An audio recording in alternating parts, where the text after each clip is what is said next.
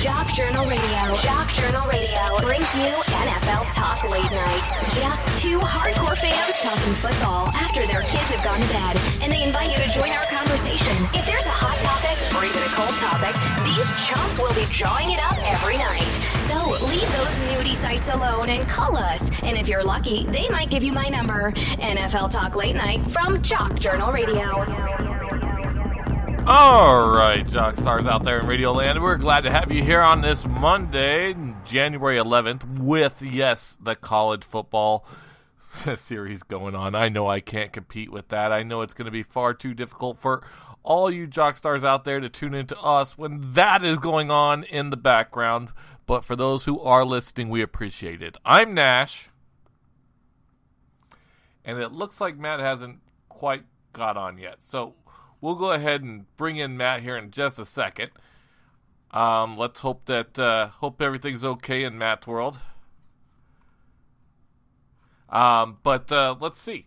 Let's go ahead and start this show off. Okay, so guys, I was having a really, really hard time this morning. Somebody did something that I considered to be one of those oh so trendy, oh so fashionable things to do. They went ahead and they did this thing where they pretended to know who David Bowie was and posted on their Facebook that they love David Bowie and everything that he stood for. It just really irritated the crud out of me. I don't know why it bothered me as bad as it did, but guys, it's an all-time low when you do something called bandwagon griefing. It is you know, here you are, you got something that's like affecting some people out there in this world. I get it. I get why some people are upset that David Bowie is dead. I've never been a huge David Bowie fan myself, but when I watch people who are literally sitting there going, "Oh my God, David Bowie's dead," and they're 20 years old and didn't even know really who they were by admission of their own self in a chat room of 25 minutes ago, and then posting it on Facebook like they're the hugest David Bowie fan ever. What you are is a bandwagon griefer and have so little life that you have to resort to Facebook to tell you what's important in this world. Right, Matt? Yeah, definitely.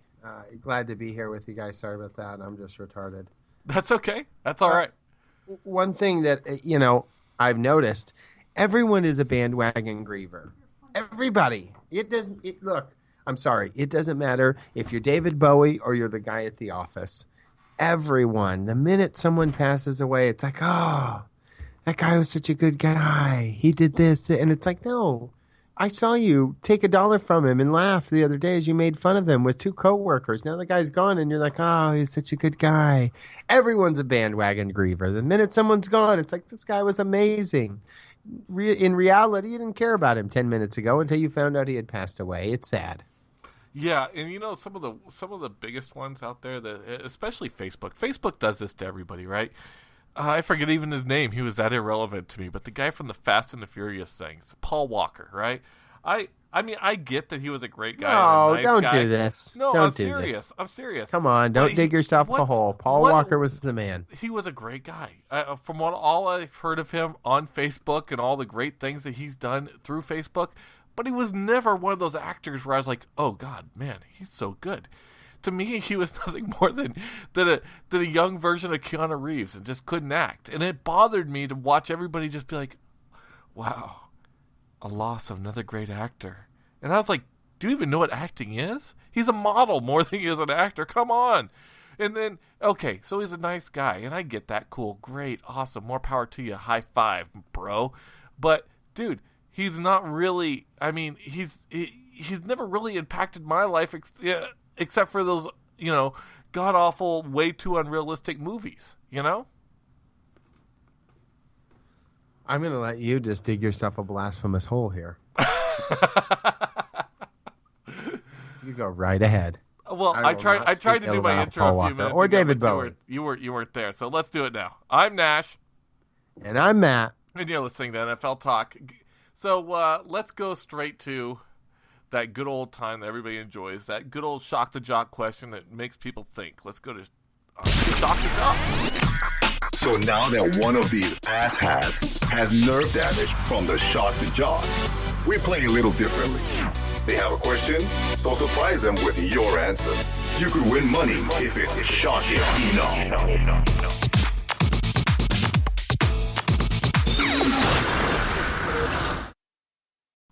All right, guys. So Matt has decided that tonight is the night that he is going to be the one to give us his wonderful Shock the Jock question. He even contacted me right before. He's like, I got a great Shock the Jock question. So let's see it. Let's hear it, Matt. Let's hear it. All right. So I started thinking about this. And, normally when I'm about to get on the show, my kid's down here messing around. My wife is kind of still around the house doing stuff. I noticed right when she got home, I was with my son tonight. She was out. She gets home. It's about 7:45. Right. She hangs out for about 10 minutes. And then she's like, come on, let's go. We're going to bed. Let's go. And all of a sudden she's in bed. I didn't think about it. It was quiet down here for a while. And I'm sitting here and I think, what the hell's going on? This is very rare. And so I go up to say goodnight. And you know what I realized had happened? The Bachelor started. That's what happened. The Bachelor started. And she's in there watching The Bachelor. And everything else has taken second place. And it got me thinking about this. I like to give her a hard time, but honestly, football season, once that goes away and I'm sitting there at night laying in bed and she's watching, I'm reading, it's like because I read and she watches her show. And this happened on the last season, right? I'm reading and then they say something and you're like, oh, this idiot. And then, you're reading and then you're back. What is this person? Oh, 2-3 episodes of that goes by. You're in it, baby. You're locked into The Bachelor. Now you're watching it and you can't get away from it. Here's the Shock the Jock question. What is that guilty pleasure that you are never going to tell anyone that you watch? There's got to be a show that you don't tell anyone that you watch, but you know what's going on in it. If someone were to say something about Brenda and John, you'd be like, oh, no, that John's a bastard. Don't trust him. I've watched him. He's not just talking to Brenda. He's talking to June, too. So there is a show out there that you're not telling any of your friends that you watch, but you definitely know what's going on, and that's what we want to hear. What's your guilty pleasure that you're hiding from everyone that you watch and won't tell people about? Oh, dude. Come on. Okay. So I know you have. No, sure. I normally wouldn't. I absolutely just loathe things like Keeping Up with the freaking Kardashians, and I totally hate the Real Housewives, all that stuff that my wife enjoys watching. I admit it. I give her a little bit of teasing, and when I'm trying to work, having it up playing on in the background absolutely bothers me. But there was this one thing that she just recently sat there and watched. And I feel like such a stupid chick for sitting there and actually enjoying it with her. I haven't fully admitted that I did like it with her. But it's a TV show called The Heart of Dixie. It's got... Oh, no. It's so like girly trendy and like it's like of a little town, small town where everybody like looks really pretty and trendy and yeah, it's oh my god, I'm going to vomit. It's so Gilmore Girlish. It just drives me absolutely insane, but I can't help but watch it, and I can't help but enjoy it, and I don't want to admit that. I have a second one. Actually, this year it wasn't The Bachelor, and I found myself watching this show with her. She turned it on, and she had TiVoed it, and I started watching it. I don't know if you've seen the Married at First Sight. It's so brutal. No. So, okay. They take two people who have never met each other, and they have four, one's like a spiritual guy, or one's like a spiritual, doctor. One is a psychiatrist. One's a relationship doctor, And so they take these four professional people, like psychiatrists and doctors, and they do all these personality stuff, and they match these two people together, and the two people meet when they are getting married. Like they see them for the first time when they're walking down the aisle. They get married, the show starts, and they have to go for it for 6 weeks. And at the end of the show, it's okay, you're going to get divorced or stay married. It's a brutal show, but I just can't believe I got sucked into it because it's not bad. That is definitely my guilty pleasure, that one. My wife just texted the show. She says, ha, ha, ha, sucker. Oh. I'm so glad that she's not online, not right here beside me, because she'd be like totally being able to just like tease the crud out of me. Thanks for texting the show, honey. I appreciate it. So all you jock stars out there, email us, get it in. What's the email address, Nash? It's radio@jockjournal, right? Apparently, the text line is working now. It's 77948. You type the word text, space, and then your message. You can also go to radio@jockjournal.com and just email us. We'll read whatever emails you have. Or you can go to jockjournal.com/JJR, and right there at the middle of the page, you'll see a form. You can fill out that form, tell us where you're from. Or, this actually came from that form because I'm seeing that she's from Oklahoma City, Oklahoma. So just go ahead and that's probably the best way. Just go to JJR or right there on the app. You can go to the app and go and message the show. You can find the app on the Google Play Store. Or one last way to get a hold of us is just burn your damn house down and just go ahead and send up some smoke signals. We will be able to read those on the air. Just be sure that we'll only do it to the best of our ability, and clear visibility at night is very important for that effect. So, Matt, wow. I guess it's about time to get into our wild card weekend. Wow. I know, huh? What games? I don't know about you, but I was just, every single game was excellent. The one game that was probably boring, I was excited about because I'm a Chiefs fan. The rest of them were just unbelievable and really, really good games. Yeah, they totally were very, very, very good games. Almost all of them down to the wire, except for the bookends. The ones that we started the weekend with and we ended the weekend with. Of course, even the Green Bay Packer game was entertaining until about the middle of the third quarter when everything started falling apart. Okay, let's go ahead and let's do these chronologically. That's probably the best way to go about it because the first one is the one that there really is about probably the least amount to talk about. Let's do it. Yeah. We saw Kansas City go into Texas and do exactly what everybody thought they would do, which was destroy the Houston Texans, right? I mean, what? There were some doubters, and I want to say this. There were some doubters.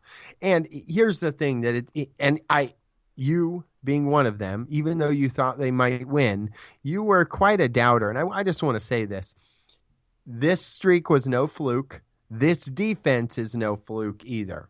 That is what came out of this game. They legitimately earned a spot to the playoffs. They have an 11-game win streak. And now you see this team that no one, and I understand until they won that playoff game, okay, we're probably going to have doubters. But now they're going in to New England with the lowest point spread that New England's had over the last 10 years at a home playoff game.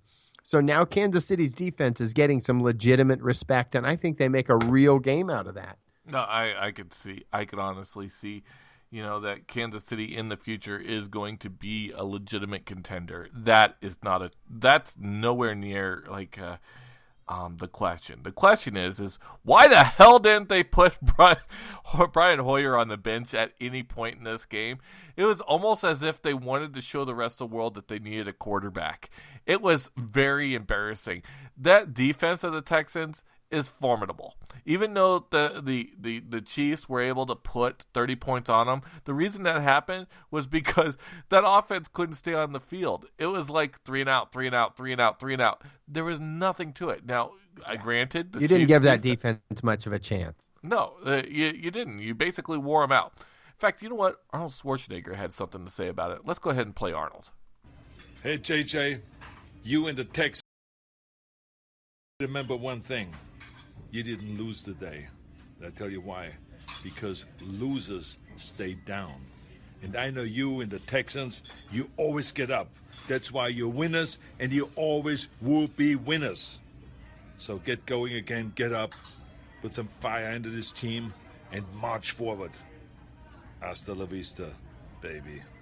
Okay, honest to God, that is a real clip from Arnold Schwarzenegger. I know it's very stereotypical. I know it sounds ridiculous. And yes, Arnold Schwarzenegger giving the condolences or the pat on the backs to J.J. Watt and the Texans is probably the last thing people really wanted to hear. But I thought that because they lost, I could go ahead and throw something very cheesy and corny out to rub it into the faces of the Houston Texans fans. We got a couple of text replies from San Francisco, California. They said, "Gigolos." It's a great show. Wow, very fitting coming from where you're coming from. From Cleveland, Ohio. I'd like to watch Queer Dick for the state.